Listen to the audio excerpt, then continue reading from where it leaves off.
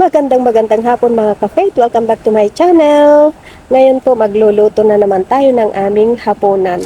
Ayan po yung mga ingredients natin. Meron po tayong black beans, tinadtad na sibuyas, tinadtad na bawang, yung belly, pork belly with ribs.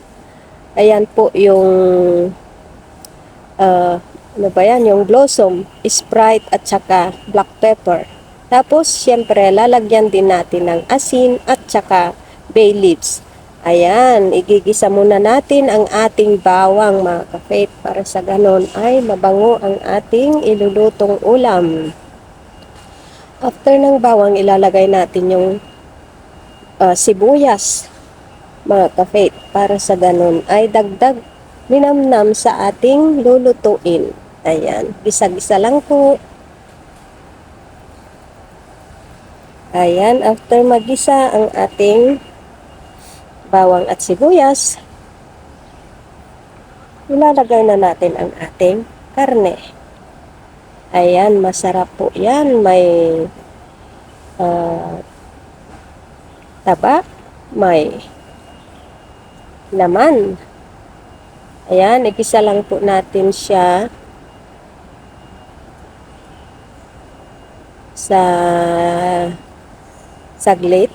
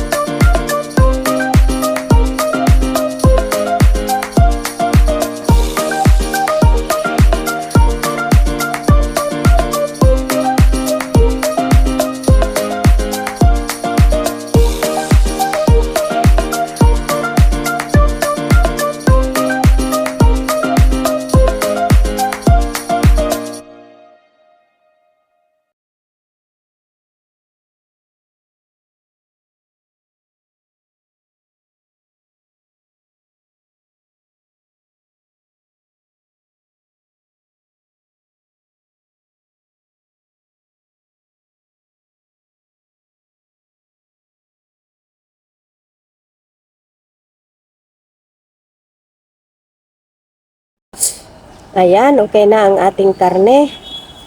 Ayan, halu-haluin lang po natin. Tapos, saka na natin ilagay yung ating Sprite. Nakakatulong po ito na pagpalambot ng ating karne, mga ka-faith. Ang Sprite. At saka, medyo matamis siya. Tapos, lagyan natin ng konting asin.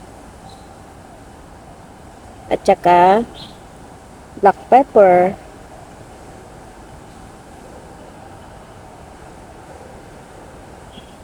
Ayan. Tansya-tansya na lang mga ka-faith. Hindi ko na sinukat. Tapos lagyan din natin ng bay leaves, pampabango sa ating karne. Ayan. Tapos dagdagan natin ng tubig para sa ganun ay lumambot ang ating karne. Ngayon po, lakasan natin yung apoy hanggang sa kumulo mga ka-faith. Saka natin, pagkakulo na, saka natin hinaan yung apoy. Para sa ganon ay lumambot ang ating karne at hindi po masunog.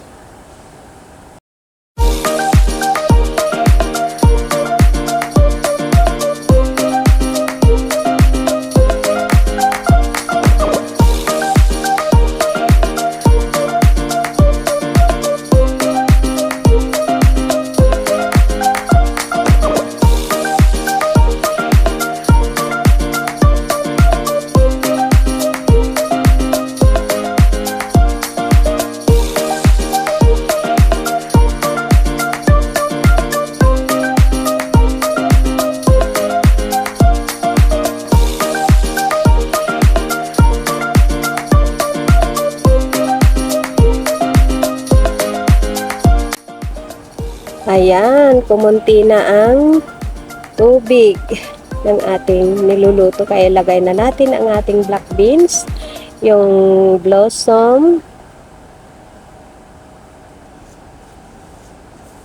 Medyo malambot na yan mga kapit. Tapos lagyan na natin ng light sauce. Then isunod natin yung dark sauce. Ayan. Hindi pa yan ang lambot ng gusto ko mga kapit. Kaya lulutuin pa natin yan. Ayan yung dark sauce. Dagdag kulay lang yan mga kapit. Kunti-kunti lang ang nilalagay ko para sa ganun ay hindi po umalat ang ating karne mga kapit. So, ayan.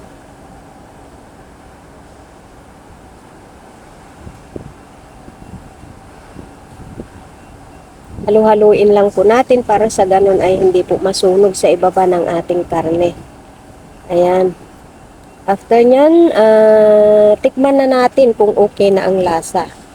Kung kulang ng alat, dadagdagan ng asin o kaya light sauce. Ayan.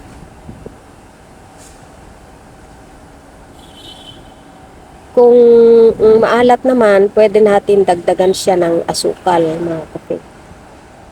Ayan, ayan na ang ating humba. Ayan.